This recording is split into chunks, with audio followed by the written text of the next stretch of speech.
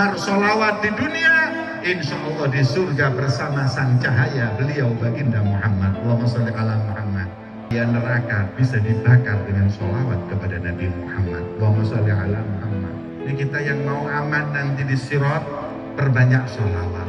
Dan yang lebih penting lagi, tukfahamak, insya Allah berkat sholawat gak lagi kenal sumpah.